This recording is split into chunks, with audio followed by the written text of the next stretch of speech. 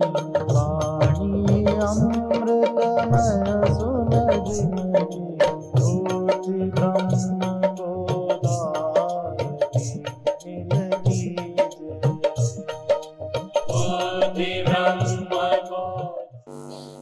एक ओंकार सतनाम कर्ता पुरुष निर्भव निर्भय अकाल मूरत अजूनी साहिबा गुरु प्रसाद। जब आज सच जुगाद सच है भी सच नानक होसी भी। सत्य वही है जो आदि में था, अभी भी है और आगे भी रहेगा। जो चीज बनती है वो बनने के पहले नहीं थी, बन गई, आगे नहीं रहेगी। जो मिट जाता है पैदा होता है वह संसार है। जो नहीं पैदा होता बिना पैदा हुए है। जो पैदा होने पर होता है उसका नाम संसार है। जो उत्पन्न होने पर दिखता है कि है वह संसार है, सृष्टि है। और जो उत्पन्न होने पर होता है वो मिट जाता है। जिसकी उत्पत्ति हुई है वह विनष्ट होता है। जिसकी उत्पत्ति नहीं हुई और है, उत्पत्ति न होने पर दो ही चीजें हो सकती हैं, या तो जो नहीं है, जिसकी उत्पत्ति नहीं हुई, या तो वो है ही नहीं, और या फिर वो सत्य है। बाकी सब कुछ उत्पन्न हुआ है। जो जो उत्पन्न हुआ है वो हमें दिखता है कि है। जो हमें नहीं दिखता उसमें दो ही हैं। एक तो सत्य है जो कभी दिखता नहीं है, और एक असत्य है जो कभी दिखता नहीं है। जो दिखता है वो स्वप्न है। ज्यों स्वप्ना और देखना ऐसे जग को जान। इनमें साचो कुछ नहीं, नानक बिन भगवान। सत्य है भगवान, वह असत्य में भी है, वह उत्पन्न में भी है। जो उत्पन्न हुआ है उसमें भी सत्य है, पर हमें उत्पन्न हुआ दिखने लगता है, सत्य दिखना बंद हो जाता है। हम रचना को, सृष्टि को देखने लगते हैं, उसमें विद्यमान सत्य को नहीं देख पाते। जबकि जो दिखाई देता है उसमें सत्य है। बिना सत्य के कुछ दिखाई नहीं दे सकता। जैसे घड़े में केवल घड़ा नहीं दिख सकता यदि उसमें मिट्टी ना हो। सत्य वस्तु के बिना उत्पन्न हुई वस्तु दिख ही नहीं सकती। जब भी घड़ा दिखता है, जाने अनजाने उसमें सत्य होता है, मिट्टी होती है। जगत में भी सत्य है, पर लोगों को जगत दिखता है, सत्य नारायण नहीं दिखता, सत्य नहीं दिखता। इसलिए सत्य नाम का सुमिरन करना है, जपना है। हम लोग रोज बोलते हैं जपो सतनाम सतनाम सतनाम जी। सत्य का स्मरण करो। सृष्टि दिखती है, सत्य सृष्टि में छिपा है। जो दिखाई देता है वह नाशवान है। जो है दिखाई नहीं देता वह सत्य है। फिर मैं दोहरा दूं, या तो बिल्कुल जो असत्य है वो कभी नहीं दिखता, या सत्य नहीं दिखता, और सब कुछ दिखता है। सब कुछ अनुभव में आता है। स्वप्ने दिखते हैं, जगत दिखता है, सुख दुख मालूम पड़ता है, सब जानने में आते हैं। मन है, इंद्रियां हैं, ये सब अनुभव में आते हैं। अनुभव में नहीं आता तो सिर्फ परमात्मा और यह असत्य है। इसलिए जगत को हम असत्य नहीं कहते। असत्य दिख नहीं सकता। घड़ा दिखता है, घड़ा लगता है, पर कुछ न कुछ बनाया गया है, रचना की गई है। भले वह सत्य नहीं है, क्योंकि इस जगत को कहा है सत्य, झूठ का है कोई जगत को सत्य कहता है क्योंकि दिखाई देता है। हमारे मन को लगता है तो इस दिखाई देने वाले है करके मालूम पड़ने वाले को कहा है सत्य, और झूठ का है कोई। युगल प्रबल करिमान है, कोई इसको दोनों कहते हैं, सत्य भी है असत्य भी है। तुलसीदास कहते हैं, तुलसीदास परिहरे तीन भ्रम, सो आपन पहचाने। सत्य को वो पहचानता है जो जगत के होने को न होने को, सत्य झूठ को ये ठीक ठीक जो जानता है वही अपने को पहचानता है। सो आपन पहचाने, वो मैं को जानता है। हम मैं से सब कुछ जानते हैं और जाने हुए को ही मैं मान लेते हैं। जाना हुआ सीमित है, समय की दृष्टि से सीमित है जिसको हम जान रहे हैं। मैं पैदा हुआ हूं, इसके पहले का पता नहीं, इसके मरने के बाद का पता नहीं। समय से सीमित है, सो जाना जा रहा है। आकार से सीमित है, मेरा आकार मनुष्य का है, मेरा आकार गधे का नहीं है। मेरा आकार मनुष्य का है, बकरी का नहीं है। आकार सीमित है, असीम नहीं है। मनुष्य मनुष्य है, पशु नहीं है। पशु पशु है, मनुष्य नहीं है। जैसे घड़ा घड़ा है, शकोरा नहीं है। शकोरे को घड़ा नहीं बोलते। घड़ा घड़ा है, ईंटा नहीं है। ईंटा ईंटा है, घड़ा नहीं है। सब सीमित है। एक चीज है उसमें मिट्टी, जो घड़ा भी है, ईंटा भी है, शकोरा भी है, उसको नहीं कह सकते कि वो घड़ा नहीं है, वह ईंटा नहीं है। वो तो सब कुछ है। जो सब कुछ है वह ब्रह्म है, वह सत्य है, स्वयं ही सब कुछ है। सब गोविंद है, सब गोविंद है, गोविंद बिन नहीं कोई। पर अभी हम पढ़ते हैं, सब गोविंद कैसे है ये नहीं जानते। सुन लिया, हाँ सब गोविंद है, बल्कि गोविंद ही नहीं है और सब कुछ है। आदमी है, औरत है, पेड़ है, पहाड़ है, जमीन है, आसमान है, सांप है, बिच्छू है, सुख है, दुख है, जवानी है, बुढ़ापा है, स्वप्न है, जागृत है, सब कुछ है। सिर्फ नहीं है तो गोविंद। सब कुछ मिला, गोविंद नहीं मिला। गोविंद मिल सकता है यदि गुरु मिले तो। गोविंद को मिलना है, क्योंकि संसार से तो रोज मिलते हैं। ऐसा कोई आदमी नहीं है जो संसार से न मिला हो, और ऐसा शायद ही कोई धरती पर है जो भगवान को मिला हो। इसलिए गुरुओं की बात सिर्फ सुन लेना काफी नहीं है। सब गोविंद है। ब्रह्म ही वेदम सर्वम, आत्मा ही वेदम सर्वम। सब आत्मा ही है, सब ब्रह्म ही है, सब गोविंद है। हरिरेव जगत जगदेव हरि, हरितो जगतो नहीं भिन्न तनु। जगत ही हरि है, हरि ही जगत है, कोई और नहीं है।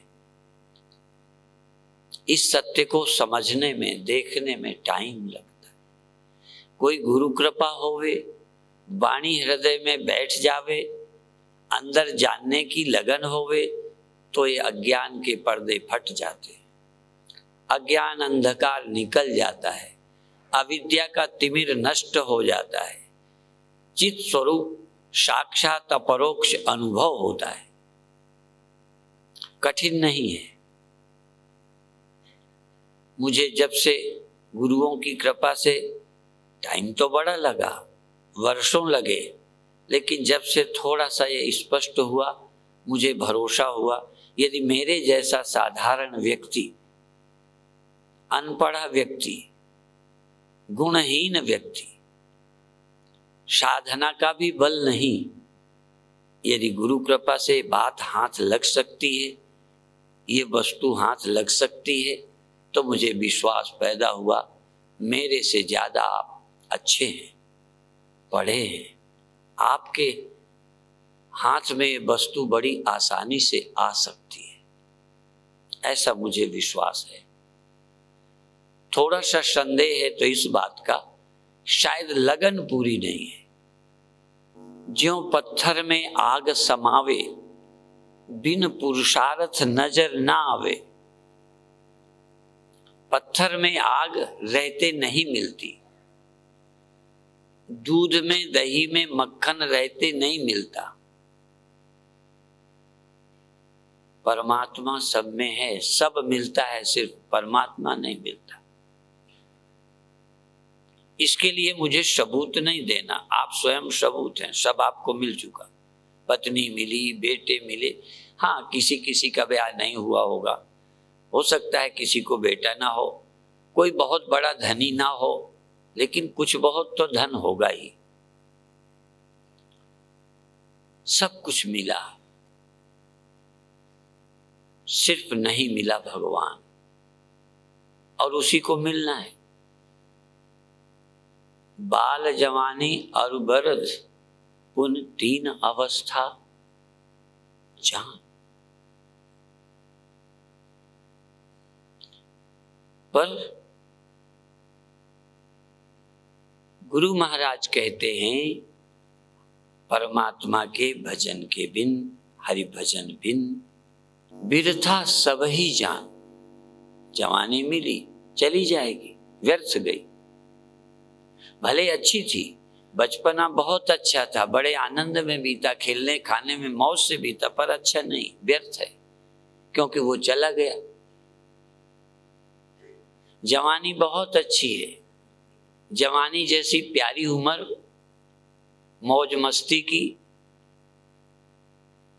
जहां धर्म नहीं सूझता, अधर्म नहीं सूझता, कर्तव्य नहीं सूझता, देश नहीं सूझता, गुरु नहीं सूझते, सिर्फ जवानी के नशे में बहुत अच्छा समय बीत जाता है। समय तो बहुत अच्छा बीतता है। जवानों के लिए गुरु ग्रंथ साहब कुछ भी नहीं है, जवानों के लिए गीता रामायण कुछ नहीं है, साधु महात्मा कुछ नहीं है, सब धंधा है, पागलपन है, अफीम है, धर्म अफीम है। जवानी ही केवल सच्ची है, बाकी सब नशा है। जबकि जवानी एक नशा है,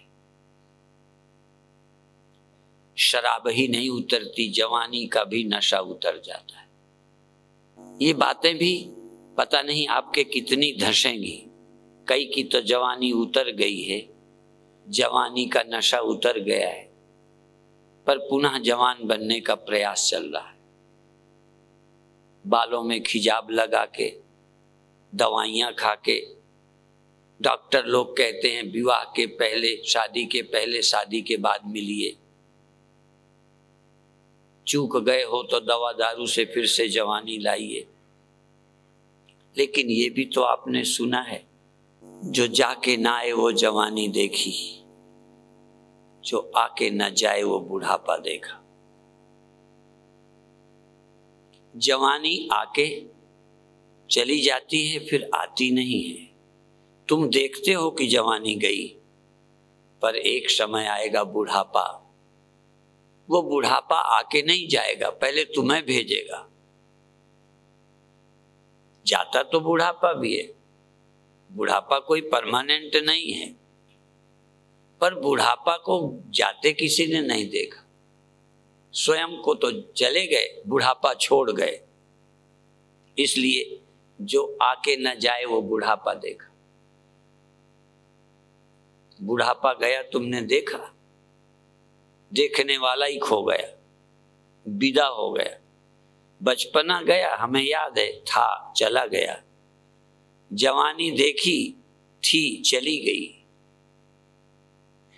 अब जरा अवस्था, वृद्धावस्था चली गई। आपने देखा कि हाँ चली गई, मैं बच गया। तब तक तुम ही सो गए, चिर निद्रा में सो गए। यूं तो रोज सोते हो, जब बच्चे थे तब भी सो जाते थे, बचपन नहीं दिखता था। सो जाते थे तब जवानी का पता नहीं रहता था, जागते थे तो जवानी मिली। बुढ़ापे में भी सोते रहे, बुढ़ापा उठ के देखते रहे, बूढ़े हैं, टांगे ठीक नहीं हैं। पर एक दिन वो भी आया जब देखने वाला ही घर खाली कर गया। मैं इसलिए नहीं बोलता कि आप सब कुछ छोड़ दो। गुरु महाराज ने कहा बचपन, जवानी और वृद्धावस्था ये भी व्यर्थ है। यदि भजन नहीं हुआ, सत्य का स्मरण नहीं हुआ, प्रभु का मिलन नहीं हुआ तो ये भी व्यर्थ है। वैसे सबसे ज्यादा बुरा बुढ़ापा लगता है, पर गुरु महाराज कहते हैं सब बेकार है। बचपन भी बेकार है, जवानी भी बेकार है, जबकि जवानी किसी को बेकार नहीं लगती, बुढ़ापा बेकार लगता है। पर गुरु महाराज की जो सोच है, सत्य के स्मरण के बिना, परमात्मा के भजन के बिना बचपन भी बेकार, चला गया, जवानी चली गई, बुढ़ापा तो बुरा ही है, तुम्हें भेजता है, तुम्हें ही मार देता है।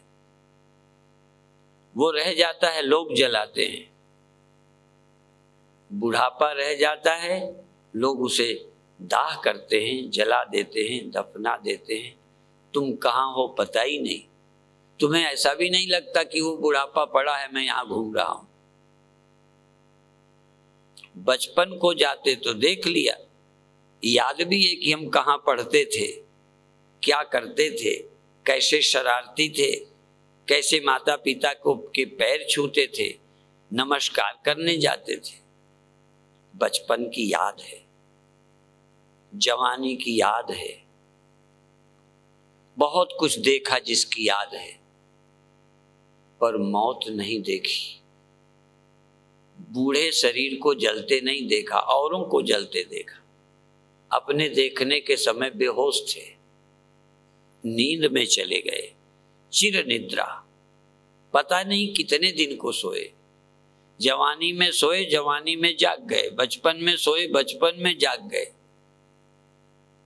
विवाहित थे, सोते थे, जग जाते थे, पत्नी मिलती थी, फिर सो जाते थे, फिर जगते थे, फिर पत्नी मिली।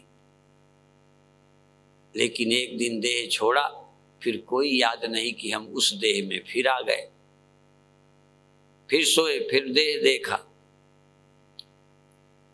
और जब कभी प्रकृति के नियम से देह मिला भी, मिला, एक देह छोड़ा, मिला, बूढ़ा तो नहीं मिला, बचपन मिला, लेकिन तब भी याद नहीं कि बुढ़ापे को छोड़ा है, बचपन मुझे मिला है, भगवान की कोई कृपा हुई है, ऐसा हमको याद नहीं।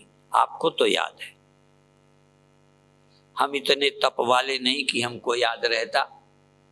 हम तो गुरुओं के और ग्रंथों के भरोसे मानते हैं। हमें याद नहीं पहला जन्म,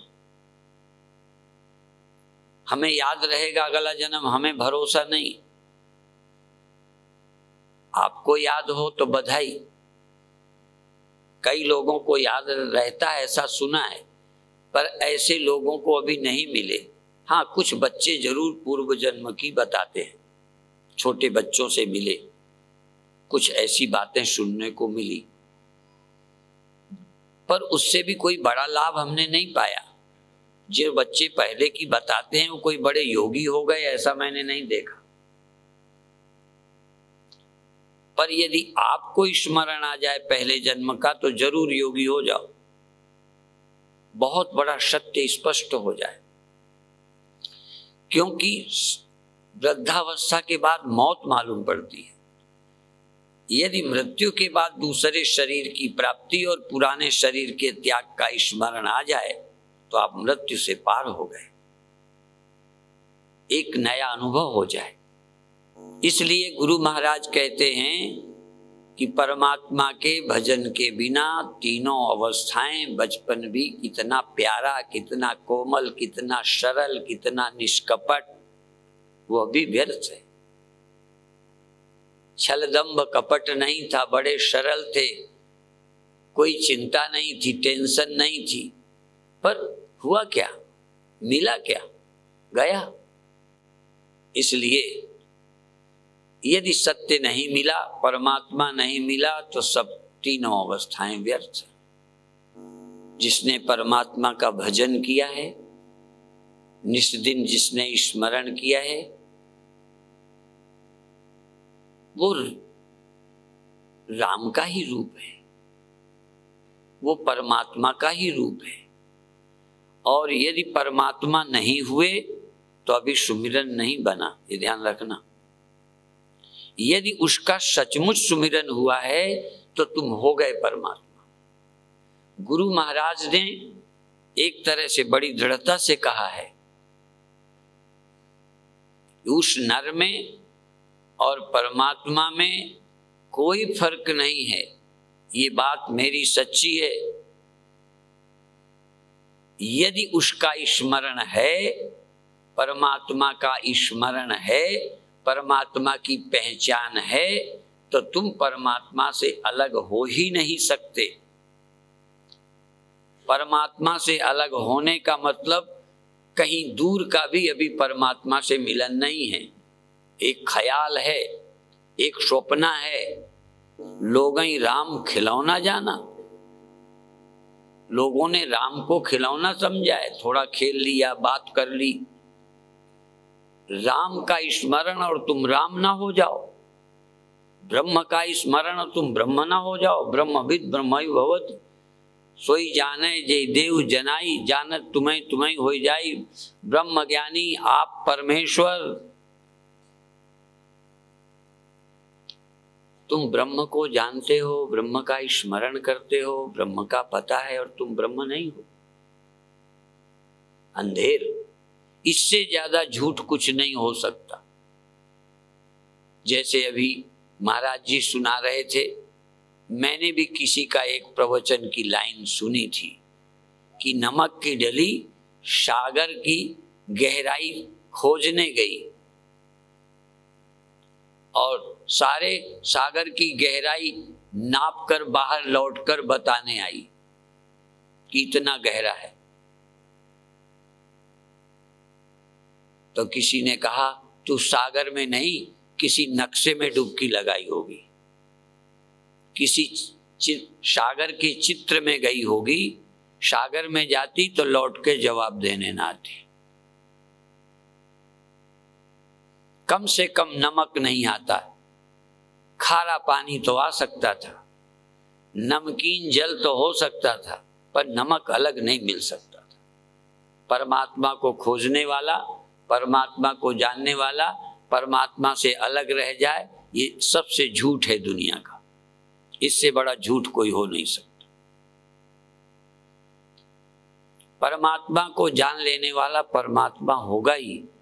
गुरु महाराज ने कई वचनों में जोर दे के कहा, कहा नानक सुन रे मना, कहीं कह दिया नानक साची मान, नर में हर में कोई अंतर नहीं, ये बात मेरी सच्ची मानो। तो दूसरी बात याद रखो, यदि अभी तुम नारायण नहीं हुए, यदि तुम अभी ब्रह्म नहीं हो, तुम भगवान नहीं हो, तुम उससे अलग हो, तो समझना अभी स्मरण की युक्ति हाथ नहीं आई, स्मरण नहीं बन पाया। उसका भजन और तुम जीव रह जाओ, उसका मिलन और तुम दुखी रह जाओ। उसका मिलन और अज्ञानी, क्या शास्त्र पढ़ने का नाम ज्ञानी है? उसके पाने का नाम, उसके अनुभव का नाम तो ज्ञानी है, पढ़े का नाम ज्ञानी नहीं। कबीर शायद पढ़े नहीं थे, गुरु नानक देव जी आदि गुरु, पहले गुरु शायद पढ़े नहीं थे। अब मुझे लगता है अधिकतर पढ़े ही नहीं है जो पहुंचे हैं। पढ़े वाले तो अटक ही गए ज्यादातर। आप भी पढ़ो, पर पढ़ाई को सब कुछ मत समझो। पढ़ाई सब कुछ नहीं है। पढ़कर लगने लगता है हम ब्रह्म को जानते हैं, हम ब्रह्म का स्मरण करते हैं, हम राम का भजन करते हैं।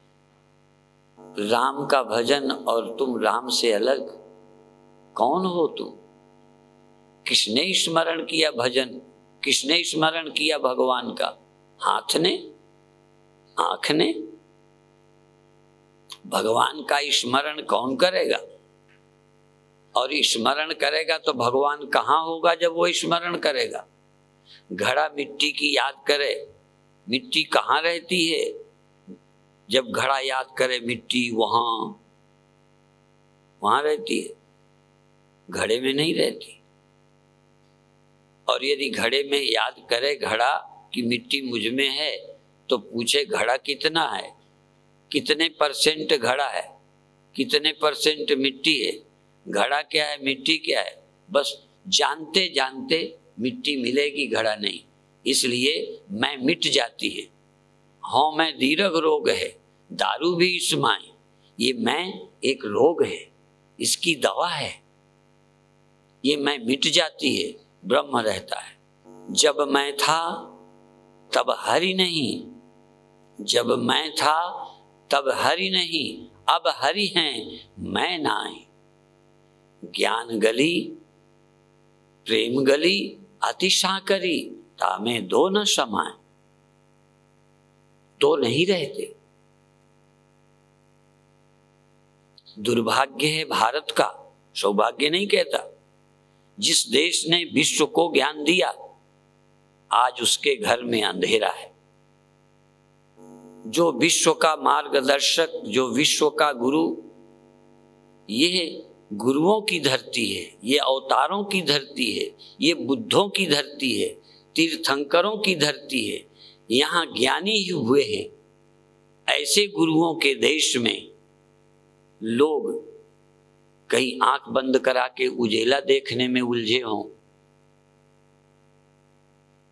कोई और विदेश में जाकर हम प्रकाश के रूप में भगवान दिखाते हैं। पर्चे देखे मैंने, पंजाब में एक ज्योति दिखाने वाला संप्रदाय है। मैं खंडन नहीं करता, जो दिखाई पड़ती है इसी ज्योति के देखने के लिए गुरुवाणी है। आहा, कौन सा दिन होगा जब वाणी के प्रकाश में आप जीवन को जिएंगे और समझेंगे। आवश्यकता है कि हम वाणी की सच्चाई को समाज के सामने रखें, विश्वास को बनाए रखें, आस्था को बनाए रखें। उसी आस्था वालों में ही ज्ञान होगा।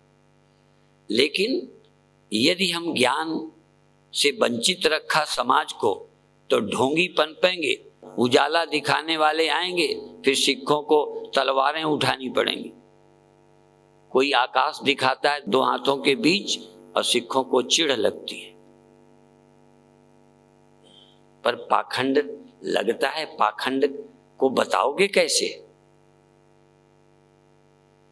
गुरु की वाणी में वो बल है कि यदि आप उससे परिचित हो जाएं तो कोई धूर्त पाखंडी गुरुवाणी की तरफ आंख नहीं उठा सकता। गुरुवाणी का प्रकाश, गुरुवाणी की सोच अज्ञान और भूले का भ्रम हटाने वाली है। आखिर ये शब्द मैं नवे गुरु जी का बार बार कहता हूं, बाहर भीतर एको जानो, ये गुरु ज्ञान बताई। जन नानक बिन आपा चीने, मिटे न भ्रम की काई। प्रकाश जो दिखता है वो प्रकाश मैं हूं। उस प्रकाश के बिना मैं नहीं रहता। मैं इंद्रियों के बिना रहता हूं, इंद्रियां भी ज्योति हैं, पर इंद्रिय ज्योति के बिना मैं रहता हूं। मैं मन की ज्योति के बिना रहता हूं। जहां सारी ज्योतियां बुझ जाती हैं तहां भी आत्म ज्योति नहीं बुझती, ये अखंड ज्योति है। इसलिए जो ज्योति कभी जलती और बुझती नहीं। हाँ बासी उस देश को जहां पार ब्रह्म का खेल, दिया भले अगम का बिन बाती बिन तेल। बल्कि उस दिए से सब तिस्ते चांदन, सब में चांदन होए, जिसकी रोशनी से सब रोशन है। आंखें, कान, मन, ये सब रोशन हो गए। ये भी देखने में सुनने में सक्षम हो गए जिसकी चांदनी से, जिसकी रोशनी से। हम आंखों से रोशनी मांगते हैं, आंखें रोशनी हैं, फिर आंखों से जो दिखता है वो रोशनी है। आंखें किससे, किसकी रोशनी से आंखें देखती हैं? किसकी सत्ता से प्राण काम करते हैं? किसकी सत्ता से वाणी बन पाई, बोल पाई, आंख देख पाई, कान सुन पाए? किसके कारण? कानों में शब्द पकड़ने की, आंखों में रूप प्रकाशित करने की ताकत कौन? वो बाहर से आई कि भीतर है? इसलिए प्रकाश जो दिखता है ये भौतिक प्रकाश है, ये वो प्रकाश नहीं तो गुरु जी को ये क्यों कहना पड़ता, जो 100 चंदा उगवें सूरज चढ़े 1000, एते चांदन होंदिया गुर बिन घोर अंधार।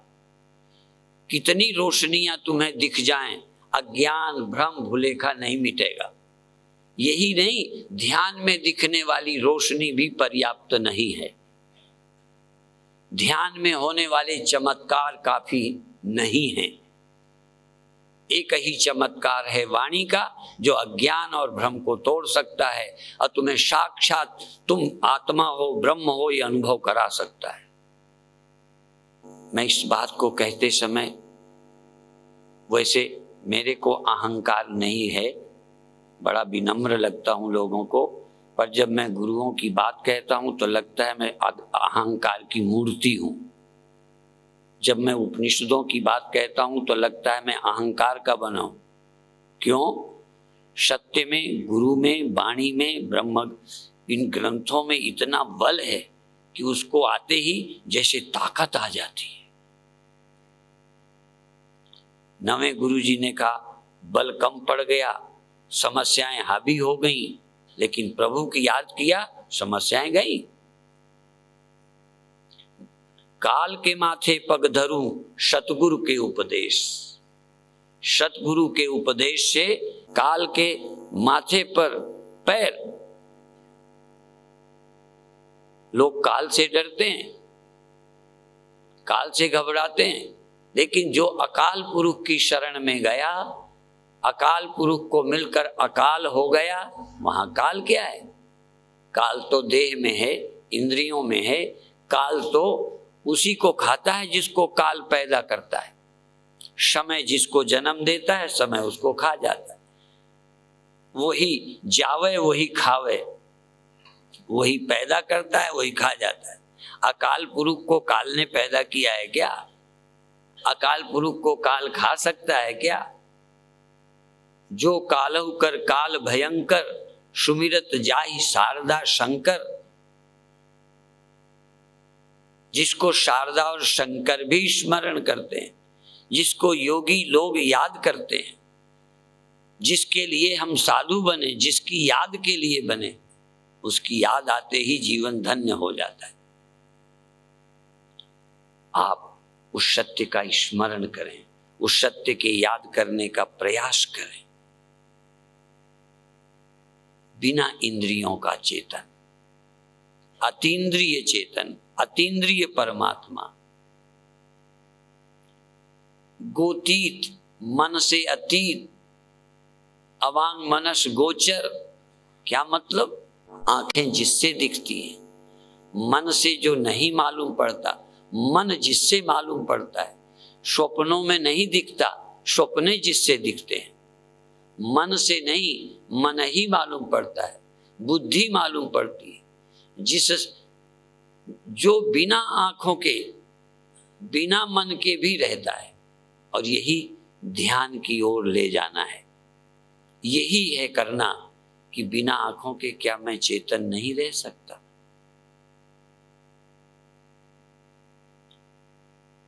क्या बिना मेरी उपस्थिति के आंख देखती है? शुरुआत करें। आंख कभी तुम्हारी गैर हाजिरी में देख सकी? तुम गैर हाजिर हो, आंख देख ले। तुम न हो, स्वप्न हो जाए। तुम्हारे बिना तुम्हारा स्वप्न। बिना मिट्टी का जैसे बर्तन नहीं बन सकता, इससे ज्यादा गप और कोई नहीं हो सकती। तुम्हारे बिना क्या स्वप्न हो सकता है? क्या तुम्हारे बिना भ्रांति हो सकती है? क्या तुम्हारे बिना शून्य, अज्ञान, तुम्हारे बिना वहां ज्ञान ही नहीं था? ज्ञान ही नहीं था, उसका सबूत कौन है? महाराष्ट्र में संत ज्ञानेश्वर हुए, उनके बड़े भाई थे। ज्ञानेश्वरी में तथा और भी ग्रंथों में जिक्र किया है, ज्ञान ही नहीं अज्ञान का भी ज्ञान होता। प्रकाश ही नहीं दिखता, आंखों से अंधेरा भी दिखता है। क्या बिना आंखों के अंधेरा दिख सकता है? तो बिना चेतन के ज्ञान तो हो ही नहीं सकता, बिना चेतन के अज्ञान भी नहीं हो सकता। यहां तक बिना चेतन के, बिना कॉन्शियसनेस के, बिना चेतना के मृत्यु कैसे हो सकती है? मृत्यु के होने के लिए भी चेतना चाहिए, पर चेतना होती है, पर चेतना अचेत है। चेतना को मृत्यु का तो पता है, चेतना को अपने होने का ख्याल नहीं। इसलिए अपने स्मरण करो, आत्म स्मरण करो कि जब मृत्यु हुई तो मृत्यु का बोध किसे हो रहा था?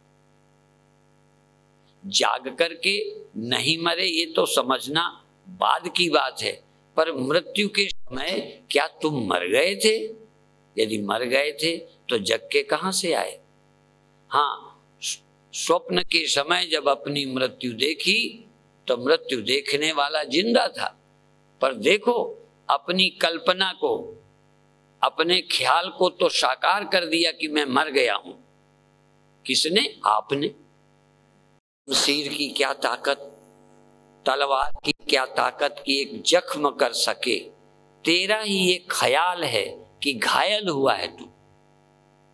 तेरा ख्याल, तेरा स्वप्न, तेरे विचार, तू अपने विचार को नहीं काट पाया, तू अपने अज्ञान और भ्रांति को नहीं काट पाया। तुम स्वप्न में देखो मेरा ये हो गया, मेरा वो हो गया, तुम ध्यान में कहां चले गए, वहां पहुंच गए। अब वो पहुंच गए ये तुम्हारा ख्याल है। ख्याल से जहां पहुंचोगे एक दिन वो ख्याल टूट जाएगा। हाँ, एक समय तक ख्याल के सहारे चलो, पर पहुंचना है जहां ख्याल छूट गया, कहीं नहीं जाना। अभी 10वें द्वार पर चढ़ जाओ, चढ़ना है, पर 10वें द्वार तक चढ़ के फिर कहां जाओगे? फिर राधा स्वामी कहते हैं 7 और जगह हैं, वो 14 कहते हैं। 7 तो योगी कहते हैं, राधा स्वामी 7 और बताते हैं। तो मैं कहा और बढ़ा लो। यदि ख्याल ही करना है तो कितने ख्याल करते चले जाओ, करते चले जाओ, फिर वो है, फिर वहां गए, फिर वो मिला। ये मन लेके गए हो, मन छोड़ कर जाओ, फिर आगे कहां जाओगे? मन लेकर जाओगे कल्पना लोक में, कितना आप नई नई इमेजिनेशन, कल्पनाएं करते चले जाओ। सुनोगे तद्रूप हो जाओगे, पढ़ोगे वैसा ही मन बन जाएगा। लेकिन एक बार अमन बन जाओ। सिख समाज में अमन शब्द बहुत प्रचलित है। अमन ज्योत, अमन नगर, अमन सिंह और अमनी भाव। हाँ, जहां मन नहीं रहता फिर भी ज्योति रहती है।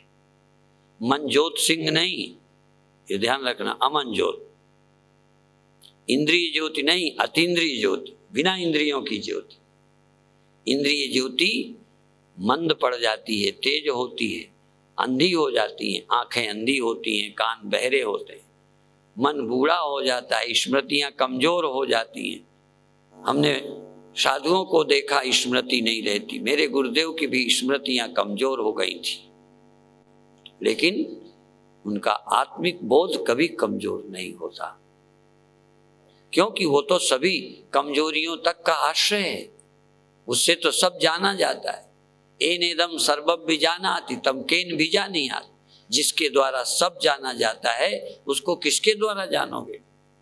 इसलिए उसे आंखों से नहीं देखना, उसे मन से नहीं जानना, फिर करना क्या है, इनको सबको छोड़ना है। छोड़ते जाओ, त्यागे नैके आत्म तत्व मानुष।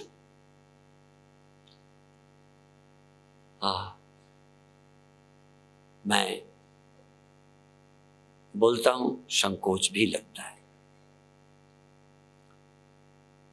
सच विनम्रता से नहीं कहता, सच्चाई। शरीर तुम्हारी ही तरह मेरा नाशवान है, इंद्रियां तुम्हारी तरह ही शक्तिशाली थी, धीरे धीरे कमजोर होने लगी हैं। स्मृतियां पहले जैसी नहीं है। पहले कुछ पढ़ते थे, याद होता था।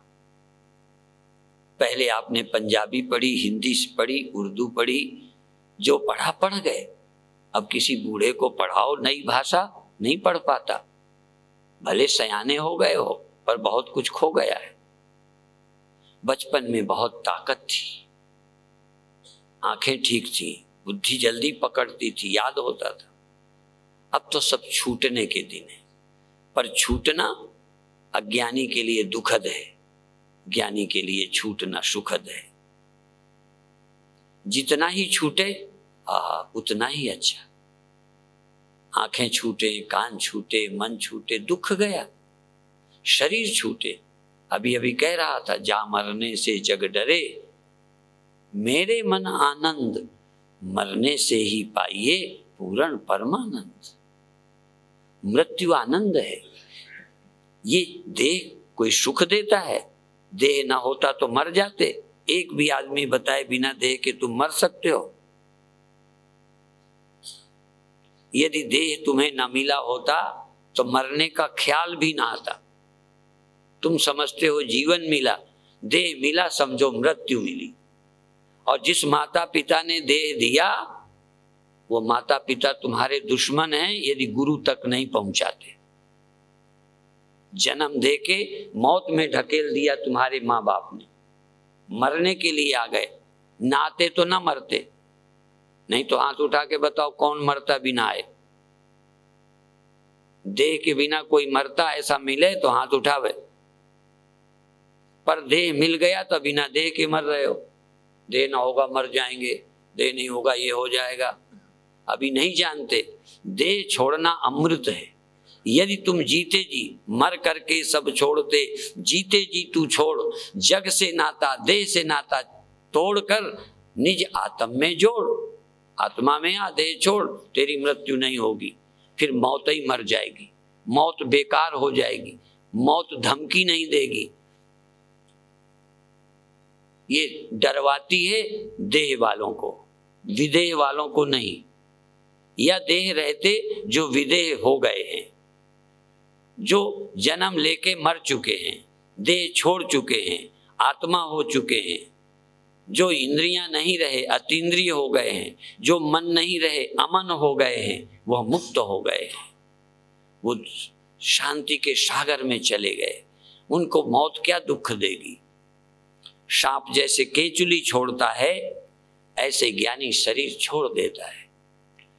केचुली छोड़ना सांप की मौत नहीं है, बल्कि पुरानी चमड़ी छूट गई, नई अंदर विद्यमान है। ये मरने वाला देह, ये कमजोर होने वाली इंद्रियां, ये स्मृति विस्मृतियां, न्यूनता अधिकता होने वाले मन बुद्धि छूट गए। जो कभी घटता बढ़ता नहीं वो चैतन्य आत्मा तुम्हारा स्व है, उसको उपलब्ध करो। इसी के लिए जन्म मिला है। भई प्राप्त मानुख देहुरिया, गोविंद मिलन की ये हो तेरी बरिया। और गोविंद कोई आदमी नहीं है, नहीं तो सब नहीं हो सकता। सब गोविंद है, सब गोविंद है, सब गोविंद। कोई घड़ा सब नहीं हो सकता, कोई मकान सब मकान नहीं हो सकता। यहां तक ताजमहल, लाल किला भी, लाल किला तुम्हारा मकान नहीं है। लाल किला दावा नहीं कर सकता कि सब मकान में हो। इसलिए बड़ा से बड़ा व्यक्ति भी व्यक्ति है, ब्रह्म ही है जो सब कुछ है। इसलिए ब्रह्म की प्राप्ति देहाभिमाने गलिते विज्ञाते परमात्मनि यत्र यत्र मनो जाति तत्र तत्र समादया। कथा में मन लगना बहुत अच्छा है। दुनिया में मन लगता है, कथा में मन लगे बहुत अच्छा है, पर कथा समझना भी चाहिए। कथा में मन लगने से तात्कालिक लाभ होता है, मन शांत होता है, टेंशन कम हो जाती है, लेकिन सदा सदा के लिए समस्याओं का समाधान परमात्मा की स्मृति है, परमात्मा का बोध है। परमात्मा और तुम में क्या भेद है, तुम कौन हो, ये समझ है। महर्षि रमन यही जानते हैं मैं कौन हूं। उनके पास जो आते यही बोध प्राप्त करते थे। पहले के संत हमें ज्ञान देते हैं, प्रकाश देते हैं। पहले गुरुओं ने अपने को भगवान नहीं कहा, थे भगवान पर कहा नहीं। आज हम छापते हैं कि हम भगवान हैं। भगवान, पहले भगवान छिपाते थे, अब भगवान छपाते हैं। आज हम दलाल रखते हैं अपने महान सिद्ध होने के लिए। तुम महान हो, तुम्हें पता हो जाए, कोई जाने न जाने। तुम्हारे अंदर यदि महानता है, तुम्हें कोई दीनता नहीं, दरिद्रता नहीं, कोई हीन भावना नहीं, तुम्हारे जैसा महान कौन है। पर हीन भावना वाले सर्टिफिकेट ढूंढ रहे हैं बड़प्पन का। मैं आप सबको बधाई देता हूं और तुमसे ज्यादा मैं उनके चरणों में सचमुच दिल से झुकता हूं। उनकी बड़ी महानता है, मेरे जैसे साधारण व्यक्ति को प्यार करते हैं। पर मैं जानता हूं मेरे से नहीं करते। वो गुरुओं की जो वाणी है ना, गुरुओं का संदेश जो है ना, उसी से प्यार करते हैं। यदि वो ना होता तो मेरे को कौन पूछता। और तुम्हें भी जिस दिन गुरुओं की बात तुम्हारे दिमाग में धस जाएगी, पहले तो लोग पूछेंगे, और कोई ना पूछे, तुम किसी के पूछने के मोहताज भी नहीं रहोगे। कोई हमें पूछे, ये कितनी बड़ी दीनता है, तुम्हें कोई जाने। तुम भगवान हो, यदि तुम्हें पता होता तो तुम्हें कोई भगवान माने, तुम्हें परवाह ही न रहती। राम किसी से अपेक्षा नहीं करते कि तुम उनको भगवान समझो। कृष्ण अपेक्षा नहीं रखते कि तुम उन्हें भगवान समझो। कोई गुरु आशा नहीं करते कि तुम उन्हें महान और ज्ञानी समझो।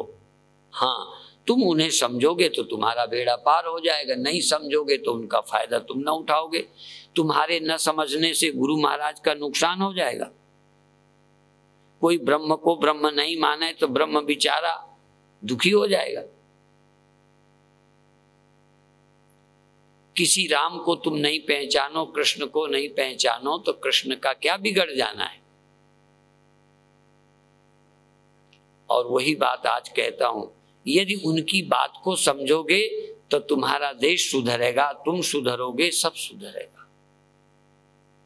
इसलिए परमात्मा को समझो, परमात्मा की याद करो। परमात्मा की याद करने की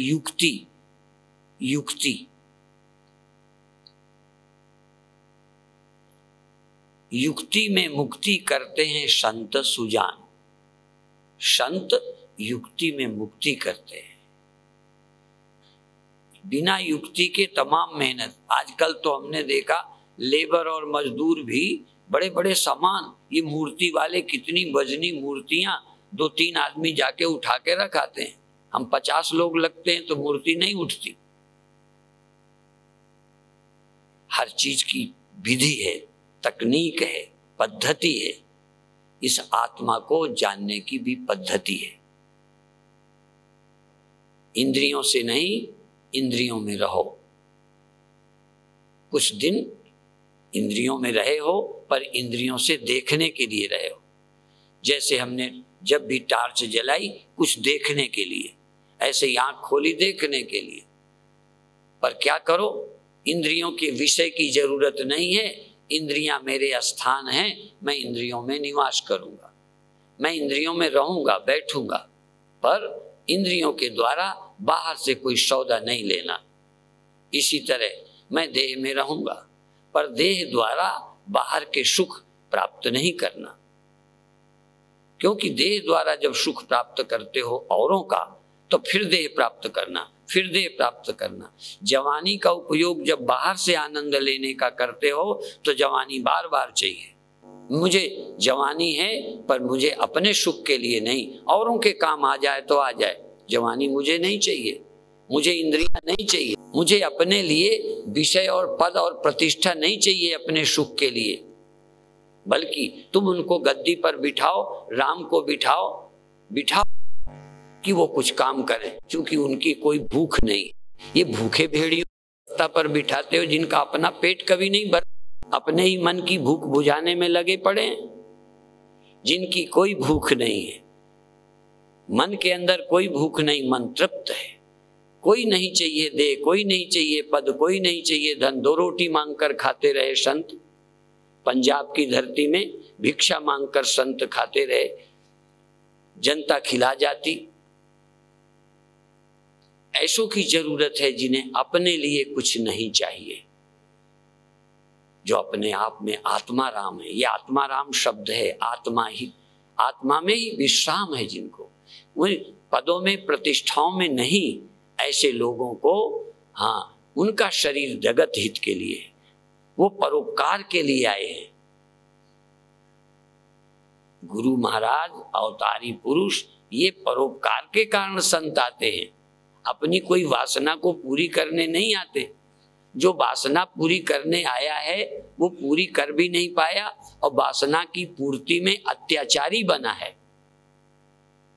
इसलिए कामना वालों जितना अत्याचारी तुम्हें मिलेगा नहीं। और संतों ने तो अपना तन दे दिया, अपना धन दे दिया, अपना परिवार दे दिया। वो लेने नहीं आए, देने आए हैं।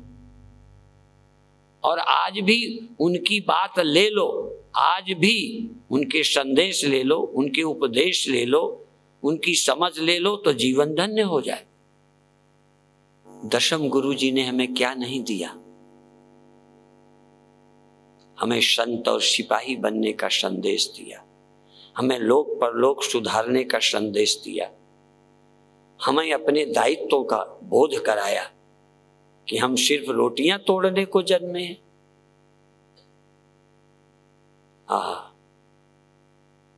मैं गया उन माता जी के पास, कल दर्शन किए, जिनकी हम संतान हैं। हम खाल से उस माँ की संतान है, उनके काम की संतान नहीं, उनके त्याग की, उनके तप की। हम उनसे सीखें। एक वो माता हैं जो शादीशुदा होकर, और एक वो गुरु हैं कि मेरा वो काम खत्म, मुझे देश के और काम करने हैं। और एक वो उन पंथों में रहकर भटक रहे हैं, गुरुओं की रहत को स्वीकार नहीं कर रहे। गुरुओं की परंपरा हमें अच्छी नहीं लगती, बंधन लगती है। चोरों को चांदनी रात अच्छी नहीं लगती। चांदनी होगी, अंधेरे में लोग देख नहीं पाते, उजेले में देख लेंगे। यदि धर्म को मानोगे तो मनमानी कैसे करोगे? लोग कहेंगे, लो ऐसा हो के ये करता है, तो पहले धर्म की मान्यता खत्म करो, जिससे चोर को कोई चोर बुरा न माने, व्यभिचारी को व्यभिचारी न माने, भटकने वालों को बुरा न कहे। पहले इतने तर्क और दलीलों से पहले अपने धर्म विश्वासों को खत्म करो, फिर मनमानी करो।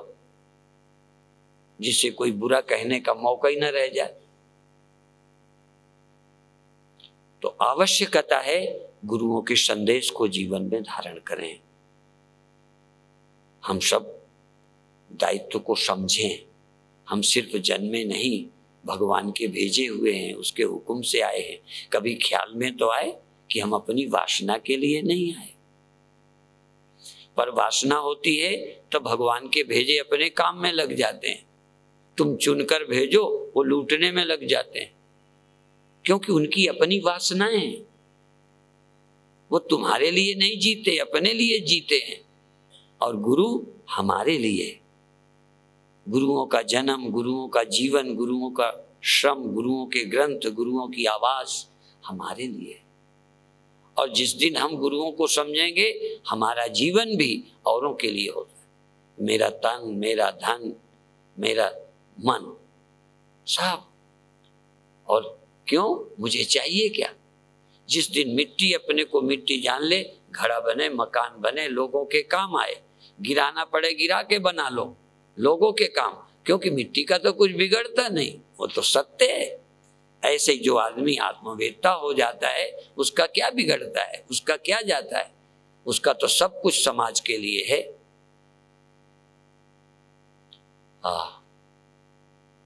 अधिक न कहकर मैं चाहूंगा कि 5 मिनट ध्यान भी कराऊं।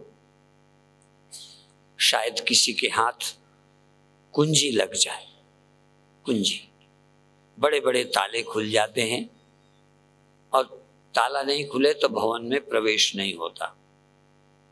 तो ध्यान की अनेकों पद्धतियों में अनेकों तरह की पद्धति हैं, अनेकों अनुभव हैं, पर जो 100% आज नहीं कल आवश्यक है, वो दृश्य से दृष्टा की ओर आना, जड़ से चैतन्य की ओर आना, और से अपनी ओर लौटना, यह से मैं की ओर आना, यहाँ तक इंद्रिय और मन का भी त्याग करना। पर एक दिन में नहीं होगा, धीरे धीरे होगा, सहारे से चलेंगे। पहले बाहर का त्याग करके अपनी इंद्रियों में आ जाएंगे, फिर इंद्रियों का त्याग करके श्वास और मन में आ जाएंगे, फिर मन से भी परे उस सत्य को देखेंगे। यन मनसा न मनुते एन आहुर मनोमतम तदेव ब्रह्मत्वम विद्धि नेदम यदिदुम उपासते। हम उस तक लौटें और ये याद रखें, जो प्राणी परमात्मा का स्मरण करता है वो मुक्त है। जो परमात्मा का स्मरण करता है वो साक्षात परमात्मा ही हो जाता है। स्मरण करते करते, यद्यपि पहले जब हम स्मरण करते हैं तो कहीं से शुरू कर देते हैं, ये भगवान है इनकी याद करो, ये ऐसे हैं ऐसे याद करो। सबका लाभ है, बिल्कुल लाभ है।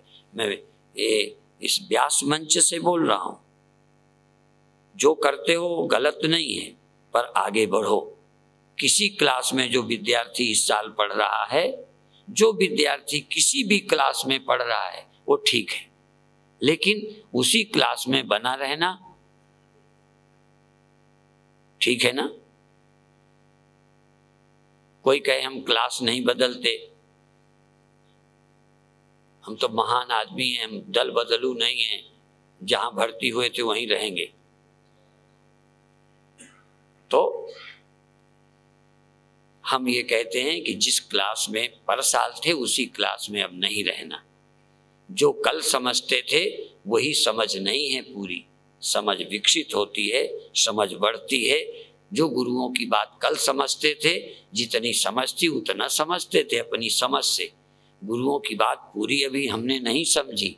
ज्यों ज्यों लगे रहेंगे तब गुरुओं की बात समझ में आएगी। जब गुरुओं की बात पूरी समझ आएगी तब तक हमारा बेड़ा पार हो लेगा। समझते समझते और कुछ नहीं, समझते समझते समझते समझते चलते, सुमिरन करते करते। इसलिए अब आज हम थोड़ी देर ध्यान करेंगे।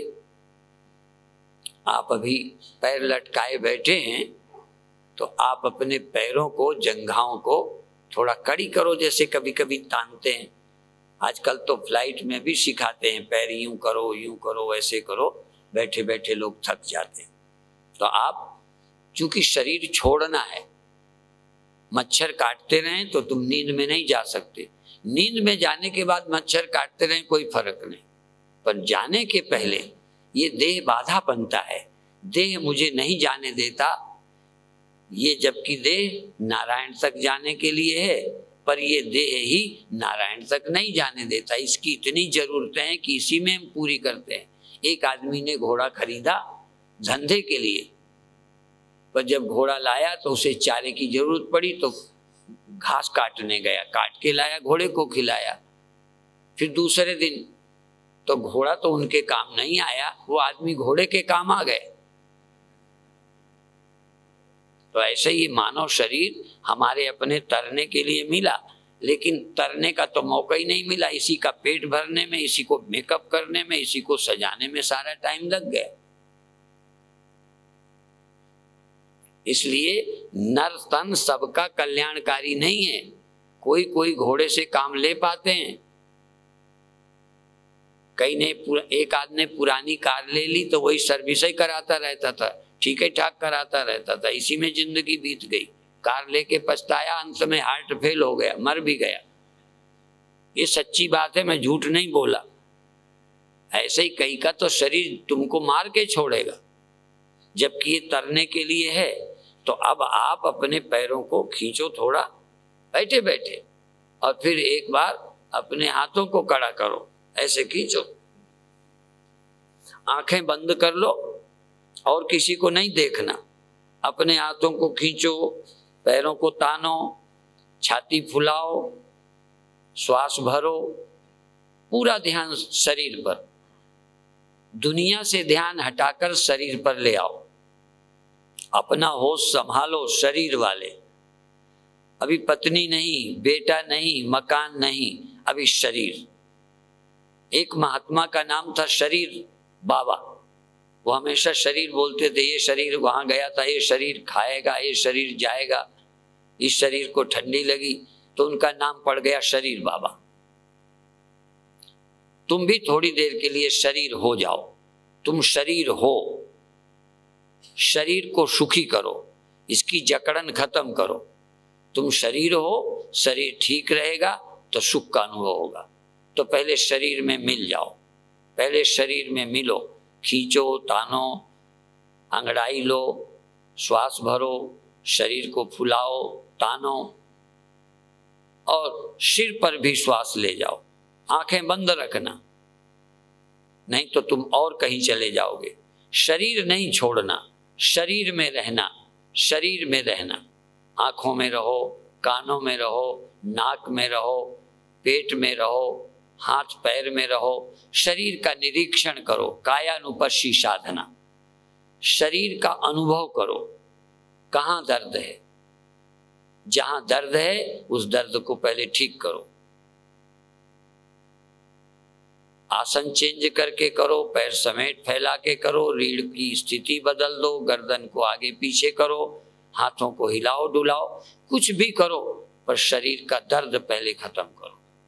और इसके बाद शरीर को कहो कि तुम आराम करो, अब हम दूसरा काम करेंगे। अब इसके बाद आप अपनी आंखों पर आ जाओ, आंखों के पास बैठो, प्यार से बैठो।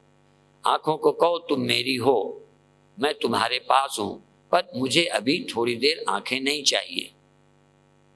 आंखों से बात करो, तुम मेरी हो, मेरे देखने के काम आती हो, पर इस समय मुझे बाहर नहीं देखना। हमारे नौकर होते हैं, 24 घंटे काम नहीं लेते, आंखें भी सोने में, सोते समय इन्हें छोड़ देते हैं, सो जाओ। इसी तरह से ध्यान के समय भी मुझे आंखें नहीं चाहिए, ध्यान के समय मुझे कान नहीं चाहिए। एक में ध्यान, दो में ज्ञान। ध्यान अकेले में है, मुझे कान भी नहीं चाहिए, आंखें भी नहीं चाहिए, हाथ भी नहीं चाहिए, कुछ करना नहीं है, पैर नहीं चाहिए, कहीं जाना नहीं है। हाँ, और इस समय मुझे मुंह नहीं चाहिए, कुछ खाना नहीं है। फिर क्या करना है? सिर्फ शरीर के भीतर जगना है। इस शरीर के भीतर मैं निवास कर रहा हूं, मैं इस घर के भीतर आराम करूंगा। न खिड़की खोलनी न बंद करनी, भड़भड़ाना नहीं दरवाजे, उसी कार के भीतर न हार्न बजाना, न लाइट जगाना, न स्टीयरिंग घुमाना, उसी कार के भीतर आराम करना।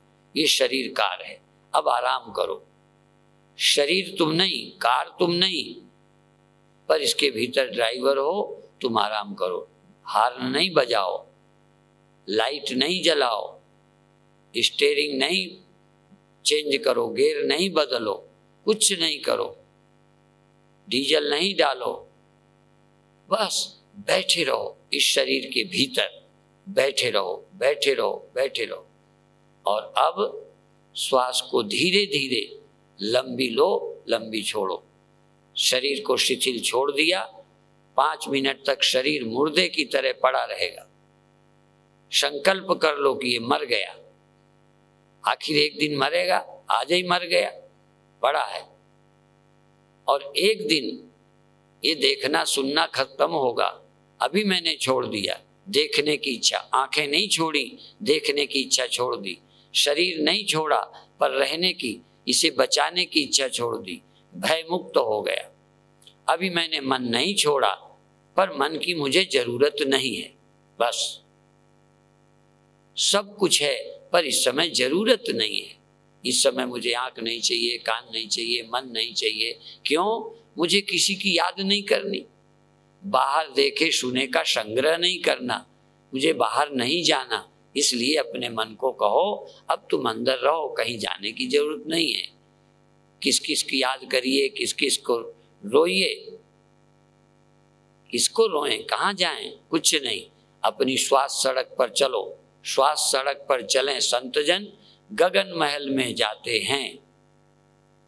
झीनी झीनी नाम की ध्वनि में, झीनी झीनी नाम की ध्वनि में अपनी सूरत लगाते हैं। श्वास सड़क पर चलें संतजन, गगन महल में जाते हैं। श्वास की सुरसुराहट में ध्यान लगा दीजिए, श्वास के अलावा और कुछ नहीं। श्वास लीजिए, छोड़िए। श्वास सड़क है, सदा श्वास में लग रहो मनुआ, हम जानी कि तुम जानी, या मुझे पता है या मन, और कहीं नहीं। श्वास में रम जाओ, श्वास में रमण करो, श्वास में प्रेम करो, श्वास के भीतर रहो। भीतर के शून्य में, खालीपन में किसी से मिलने जुलने की जरूरत नहीं है। अपने लौटते जाओ, बाहर के छोड़ दिए, इंद्रियों में आ गए, इंद्रियां भी छोड़ दी, श्वास में आ गए। श्वास नहीं, अंदर के खालीपन में, अंदर के खालीपन में। यदि खाली ना होता तो न श्वास आती न जाती। बाहर भीतर खाली है तो श्वास बाहर जाती है, अंदर आती है। यदि बाहर खाली ना हो तो श्वास निकल नहीं सकती, अंदर खाली ना हो तो श्वास अंदर आ नहीं सकती। इसलिए श्वास के आने जाने में प्रसन्न रहो, शांत रहो, आनंदित रहो। और नाम की ध्वनि, प्रभु नाम का सुमिरन कर ले। सुमिरन का समय है और कुछ नहीं। थोड़ी देर के लिए इस एकांत में, इस शून्य में, इस मौन में उतर जा, मन से भी नहीं। कल परसों कहा था, जहां बोल तहां आखर आवा, जहां अबोल तहां मन न रहावा।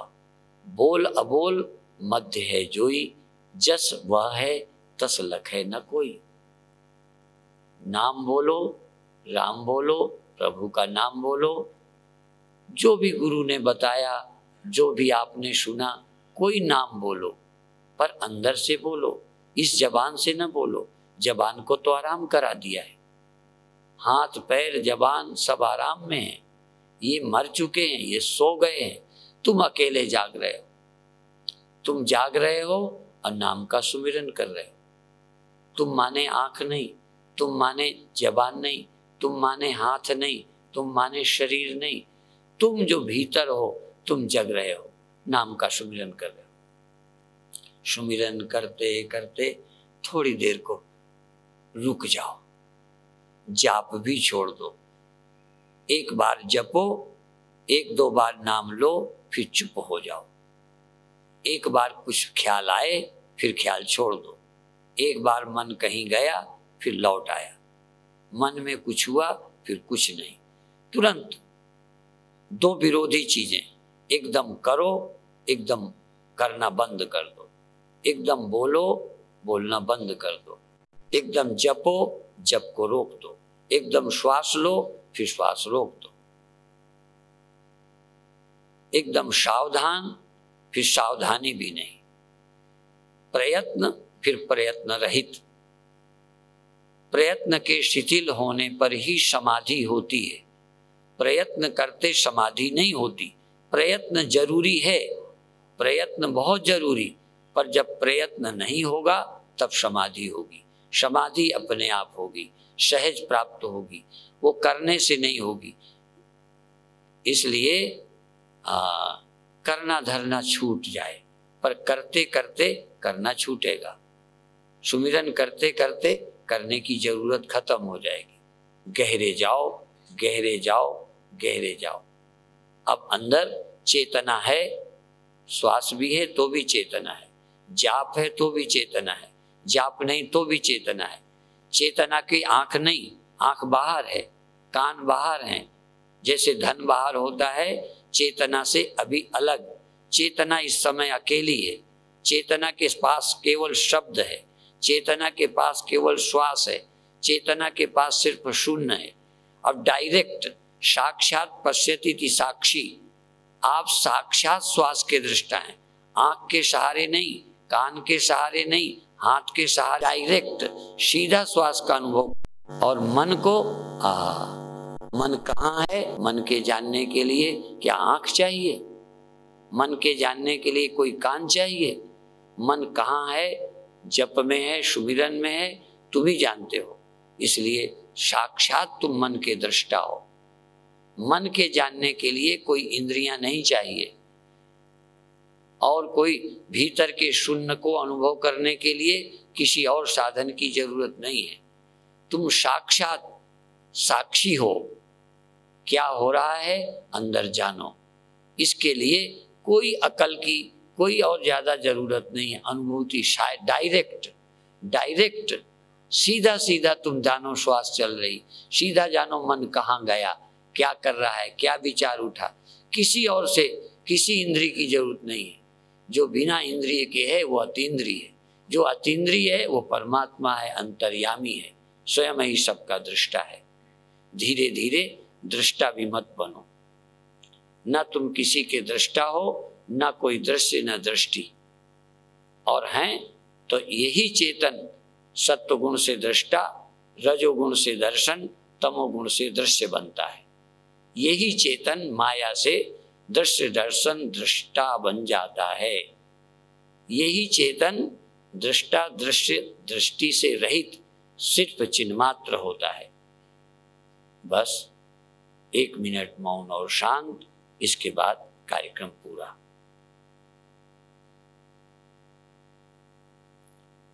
मुझसे कोई भूल हुई हो तो उसे क्षमा करेंगे, और यदि कोई काम की चीज हो तो ले जाएंगे। मैं सचमुच बोलने का नियम नहीं जानता। जैसे किसी को क्रोध आता है तो वो कुछ न कुछ बड़बड़ा देता है, ऐसे ही जो मुझे गुरुओं की कृपा से मिला मैंने बोला। बोलने का ढंग नहीं, समझाने का ढंग नहीं। मैं कोई बड़ा योगी नहीं हूँ और बड़ा कोई प्रचारक नहीं हूँ।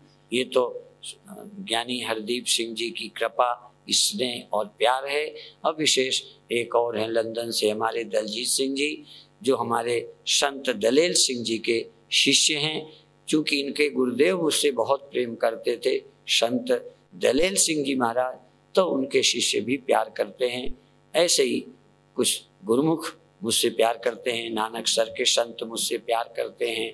और मैं सचमुच चाहता हूँ कि वो दिन कब होगा जब धरती के हम सब लोग प्रेम से रहेंगे, गुरुओं की वाणी का प्रचार करेंगे, इस धरती को स्वर्ग बनाएंगे और स्वर्ग में रहना सीखेंगे।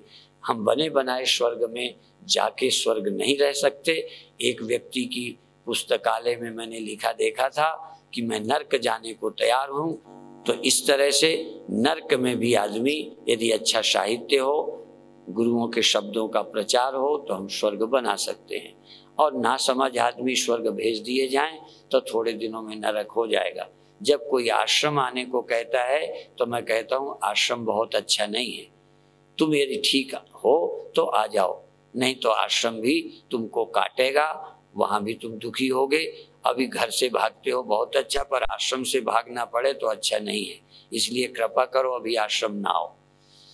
इसलिए स्वर्ग कहीं नहीं, तुम्हारी अनुभूति है, परमात्मा तुम्हारा अनुभव है, इसलिए तुम अनुभव को उपलब्ध हो। इतना ही कहकर समाप्त करता हूँ।